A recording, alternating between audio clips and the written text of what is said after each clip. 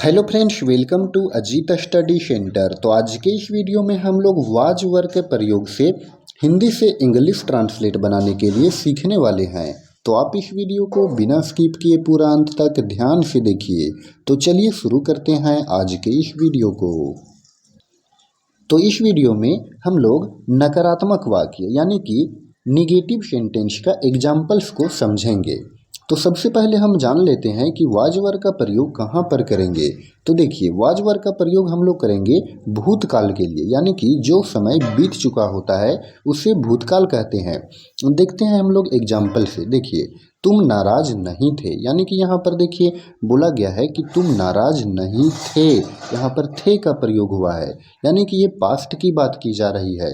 आगे है वह निर्दोष नहीं था, ये भी यहाँ पर भूतकाल यानी कि पास्ट की बात की जा रही है।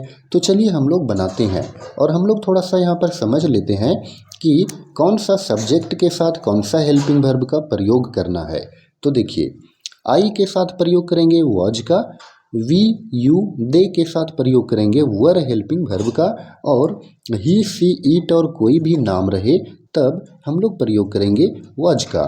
फिर से एक बार समझिए, आई अगर रहेगा सब्जेक्ट में तो वाज का प्रयोग करेंगे, वी यू या दे तीनों में से कोई भी रहे तो वर का प्रयोग, और third person singular number he she it और कोई भी नाम रहे तो वाज का प्रयोग करेंगे।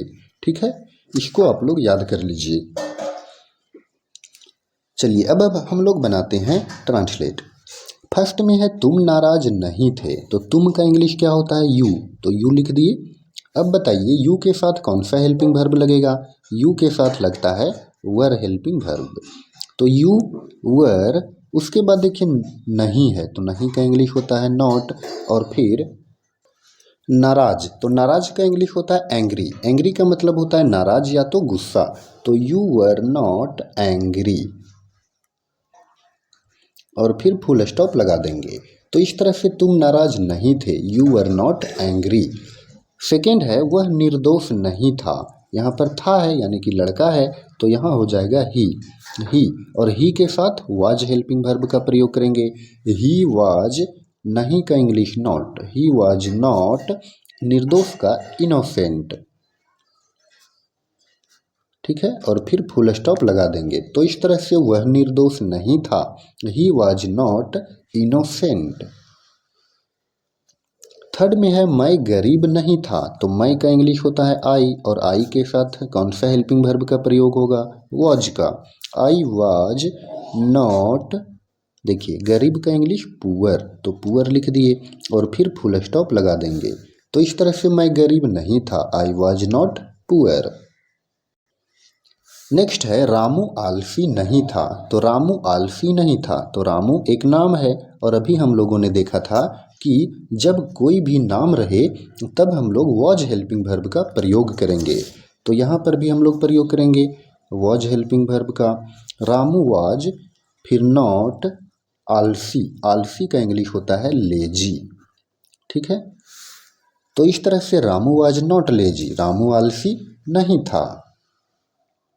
चलिए नेक्स्ट है मैं विद्यार्थी नहीं था, मैं विद्यार्थी नहीं था, तो मैं का इंग्लिश आई, और आई के साथ प्रयोग करेंगे वॉज हेल्पिंग वर्ब का, और फिर नहीं का इंग्लिश हो जाएगा नॉट, आई वॉज नॉट। और क्या है विद्यार्थी, ऑब्जेक्ट में विद्यार्थी है तो स्टूडेंट के पहले हम लोग आर्टिकल का प्रयोग कर देते हैं य स्टूडेंट, और फिर फुल स्टॉप लगा देंगे। तो इस तरह से आई वॉज नॉट या स्टूडेंट, मैं विद्यार्थी नहीं था। आगे है सुरेश बीमार नहीं था, तो सुरेश क्या है, सुरेश भी एक नाम है, तो सुरेश एक नाम है तो कोई भी नाम के साथ वॉज हेल्पिंग वर्ब का प्रयोग करेंगे। तो सुरेश वॉज नॉट, बीमार का इंग्लिश इल, और फिर फुल स्टॉप। तो Suresh was not ill, Suresh बीमार नहीं था। अगला है हम लोग खिलाड़ी नहीं थे, तो हम लोग खिलाड़ी नहीं थे, हम लोग का इंग्लिश होता है वी। ठीक है, और वी के साथ कौन सा हेल्पिंग वर्ब लगाएंगे वर, वर का प्रयोग करेंगे। वी वर नॉट, खिलाड़ी का इंग्लिश होता है प्लेयर, PLAYER, अब यहाँ पर देखिए हम लोग हैं यहाँ पर, यानी कि हम लोग प्लूरल में है, बहुवचन में है, तो इसीलिए प्लेयर ना होकर प्लेयर्स होगा। ठीक है, वी वर नॉट प्लेयर्स। चलिए नेक्स्ट है 8 में, वे लोग ईमानदार नहीं थे।